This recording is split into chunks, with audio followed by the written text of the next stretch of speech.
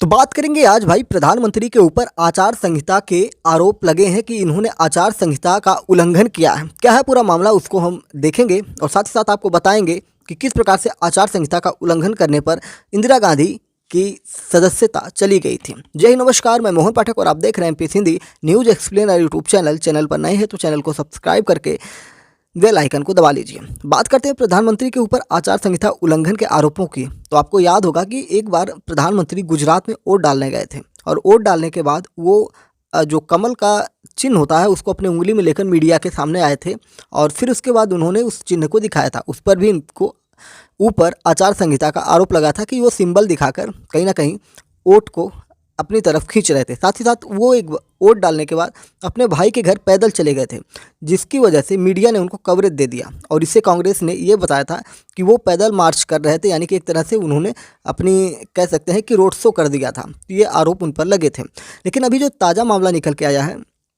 इसमें एक शक्ति विवाद है जिसमें राहुल गांधी और प्रधानमंत्री मोदी के बीच में बयानबाजी हुई है। उसको तो हम अलग से लेंगे, लेकिन अभी जो टीएमसी यानी कि तृणमूल कांग्रेस जो आपकी ममता बनर्जी की पार्टी है, उनके द्वारा आरोप लगाया गया है, उनके एक सांसद के द्वारा आरोप लगाया गया है कि प्रधानमंत्री नरेंद्र मोदी ने जो चुनाव आचार संहिता है उसका उल्लंघन किया है। तो आइए जानते हैं डिटेल में क्या है पूरा मामला। बता दें कि आरोप लगाया है कि वाराणसी संसदीय सीट से भाजपा के उम्मीदवार प्रधानमंत्री नरेंद्र मोदी ने चुनाव प्रचार के लिए केंद्र सरकार के कोष का यानी कि जो पैसा होता है उसका इस्तेमाल कर आदर्श आचार संहिता का उल्लंघन किया है। आपको बता दें कि इंदिरा गांधी को भी इसी प्रकार के आचार संहिता उल्लंघन का सामना करना पड़ा था। मामला क्या कि इलाहाबाद हाई कोर्ट में याचिका दायर हुई थी और यह आरोप लगा था कि इन्होंने अपनी चुनावी जनसभा में जो बिजली यूज की थी, जो चुनावी जनसभा में जो बिजली का प्रयोग किया गया था वो सरकारी बिजली थी। और भी छोटे बड़े आरोप इन पर लगे थे और फिर इनकी जो सदस्यता थी वो समाप्त हो गई थी। इसी प्रकार से आपको बता दें कि ये मामला तूल पकड़ चुका था। हमने आपको प्रधानमंत्री की सीरीज में प्रधानमंत्रियों के जितने भी भारत के प्रधानमंत्री हैं सबके बारे में डिटेल से बताने की कोशिश की है। तो हमने 3 प्रधानमंत्रियों के बारे में बता दिया है अभी तक, जिसमें पंडित जवाहरलाल नेहरू, फिर सरदार पंडित जवाहरलाल नेहरू, लाल बहादुर शास्त्री और इंदिरा गांधी के बारे में बताया है। तो प्लेलिस्ट बनी हुई है भारत के प्रधानमंत्री, प्राइम मिनिस्टर ऑफ इंडिया, तो उसमें जाकर आप देश के 14 प्रधानमंत्रियों के बारे में जानकारी ले सकते हैं। तृणमूल कांग्रेस ने 16 मार्च को ये मामला सामने लेकर आया। तृणमूल कांग्रेस की राज्यसभा सदस्य डेरेक ओब्रायन ने मुख्य चुनाव आयुक्त यानी कि सीईसी राजीव कुमार को एक पत्र लिखा। इसमें कहा कि आदर्श आचार संहिता लागू होने के बाद 16 मार्च को प्रधानमंत्री का एक व्हाट्सएप मैसेज मतदाताओं तक पहुंचा, जिसमें उनकी सरकार के कार्यक्रमों और उपलब्धियों पर प्रकाश डाला गया था। टीएमसी नेता ने दावा किया कि पीएम मोदी ने कथित तौर पर 15 मार्च को मतदाताओं को एक पत्र के रूप में संदेश लिखा था। हमने वो पत्र कई वीडियो में भी साझा किया हुआ है। उन्होंने चुनाव आयोग को लिखा कि अपने शिकायत पत्र में प्रधानमंत्री के कार्यालय का उपयोग करके भाजपा ने भारत सरकार द्वारा भेजे गए एक संदेश की आड़ में उपरोक्त पत्र जो जारी किया है यह सरकारी खजाने का दुरुपयोग है। अपनी सरकार की उपलब्धियों के बारे में इस तरह का व्यापक प्रचार प्रसार भाजपा और पीएम मोदी के पक्ष में मतदाताओं को एकजुट करने के प्रयास के अलावा और कुछ नहीं है। यह भारत के चुनाव आयोग के आदेश का उल्लंघन है। ठीक है, तो इस प्रकार से आरोप लगाए गए। उन्होंने निर्वाचन आयोग से यह सुनिश्चित करने का आग्रह किया कि भाजपा और उसके उम्मीदवार प्रधानमंत्री नरेंद्र मोदी को सरकारी खजाने का इस्तेमाल पार्टी के चुनावी अभियानों के लिए नहीं करने और व्हाट्सएप पर भेजा गया पत्र वापस लेने के लिए उचित निर्देश जारी करें। ओब्रायन ने कहा कि प्रधानमंत्री के पत्र को मतदाताओं तक भेजने में जो लागत आई हो उसे भाजपा और प्रधानमंत्री मोदी के चुनावी व्यय में शामिल किया जाना चाहिए। वहीं जो हेलीकॉप्टर प्रयोग कर रहे हैं प्रधानमंत्री मोदी, उसको भी लेकर आचार संहिता के उल्लंघन के आरोप लगे हैं। आपको पता है कि प्रधानमंत्री जब कहीं पर जाते हैं तो उनके साथ 3 हेलीकॉप्टर चलते हैं। एक में वो स्वयं रहते हैं, 2 में उनके एनएसजी कमांडो और उनके साथ पीएमओ जो उनका कार्यालय है उसके सदस्य होते हैं।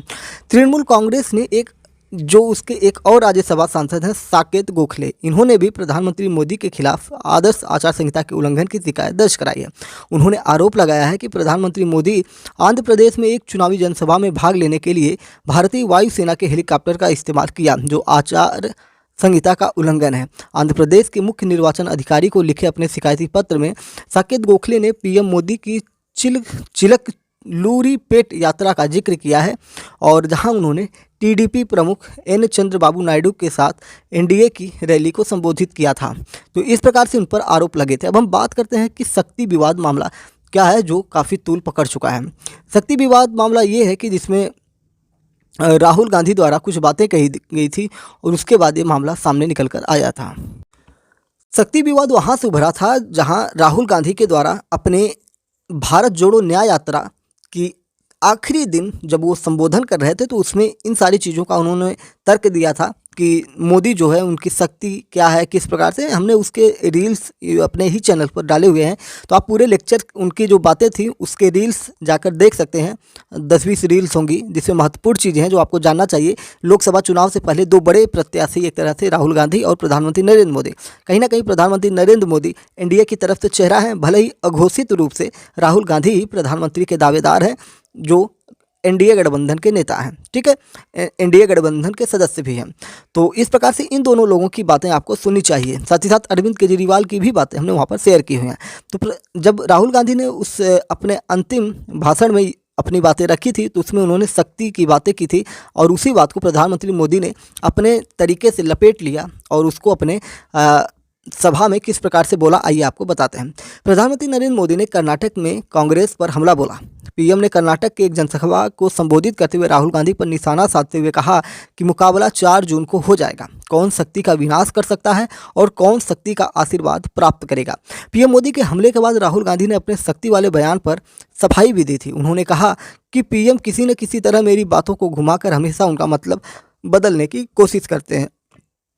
आपको याद होगा कि राहुल गांधी ने एक बार कुछ बातें कही थी अपने एक जनसभा में। बातें करते हुए उन्होंने कहा था कि आलू इधर से डालेंगे तो उधर से सोना निकलेगा। लेकिन सही बात अगर हम करें तो वो भाषण ही कुछ अलग था, लेकिन उसको इस प्रकार से कटिंग की गई और प्रधानमंत्री मोदी ने जिस प्रकार से इस बार शक्ति का फ़ायदा उठाया इनके शक्ति वाले बयान का, उसी प्रकार से राहुल गांधी के उस आलू वाले बयान को भी लिया गया था और कहीं ना कहीं भाजपा के पक्ष में वो बयान चला गया था। तो राहुल गांधी का जो आलू वाला बयान था उसी बात को लेकर ये कह रहे हैं कि मेरी बातों को हमेशा घुमा फिरा कर बोला जाता है जिससे कि वो अपना चुनावी लाभ ले सकें। कांग्रेस नेता ने सोशल मीडिया हैंडल पर एक लंबा चौड़ा पोस्ट डाला। उन्होंने कहा कि पीएम मोदी पर पलटवार करते हुए कहा कि पीएम को मेरी बातें अच्छी नहीं लगती हैं। वो किसी न किसी तरह से मेरी बातों को घुमाकर उनका हमेशा अर्थ बदलने की कोशिश करते हैं, क्योंकि वो जानते हैं कि मैंने एक सच्चाई बोली है। जिस शक्ति का मैंने जिक्र किया, जिस शक्ति से हम लड़ रहे हैं, उस शक्ति का मुखौटा पीएम है। वह एक ऐसी शक्ति है जिसने आज भारत की आवाज़ को, भारत की संस्थाओं को, सीबीआई, आईटी, ईडी, चुनाव आयोग, मीडिया, भारत के उद्योग जगत और भारत के समूचे संवैधानिक ढांचे को ही अपने चंगुल में दबोच लिया है।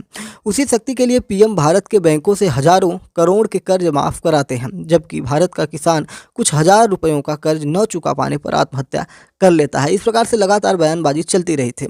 वहीं राहुल गांधी ने यह भी कहा था कि जो अग्निवीर हैं उनके ऊपर भी टिप्पणी की थी।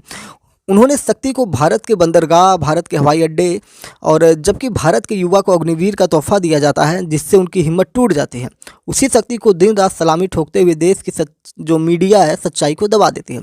उसी शक्ति से वह देश के गरीब पर जीएसटी थोपते हैं, महंगाई पर लगाम न लगाते हुए उस शक्ति को बढ़ाने के लिए देश की संपत्ति को नीलाम करते हैं। ऐसे आरोप राहुल गांधी ने लगाया था।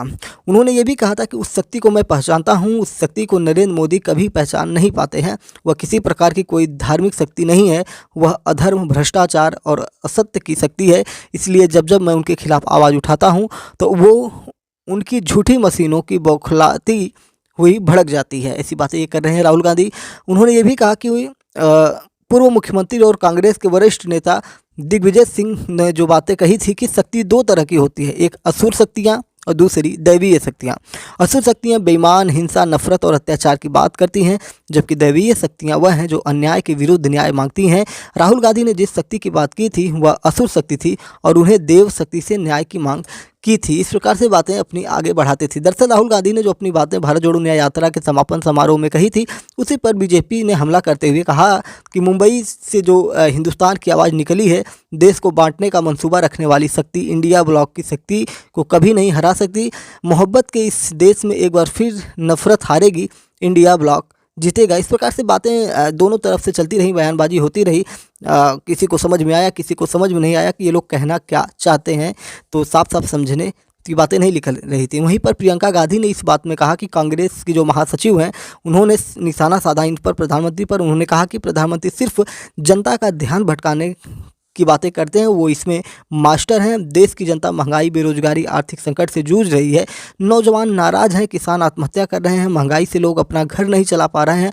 नोटबंदी, जीएसटी ने लाखों उद्योगों को चौपट किया है, लेकिन प्रधानमंत्री गैर जरूरी मुद्दे उठाकर जनता का ध्यान भटकाना चाहते हैं। इस प्रकार से दोनों तरफ से आरोप प्रत्यारोप लग रहे थे और प्रधानमंत्री के ऊपर जो सरकारी हेलीकॉप्टर है उनके प्रयोग करने को लेकर आचार संहिता उल्लंघन के आरोप लगे हैं। साथ ही साथ और भी चीज़ों को लेकर टीएमसी सांसदों द्वारा आरोप लगाए गए हैं, जो मैंने पीछे आपको शुरू में ही बता दिया है। तो अब देखने वाली बात होगी कि क्या कार्रवाई होगी। फिलहाल अभी तो कोई कार्रवाई नहीं हुई है। तो चैनल पर नए हैं तो चैनल को सब्सक्राइब करके डेली करंट अफेयर्स और न्यूज़ एनालिसिस के लिए हमारे साथ जुड़ सकते हैं और अपने विचारों को भी कमेंट बॉक्स में बता सकते हैं। जय नमस्कार, भारत माता की जय।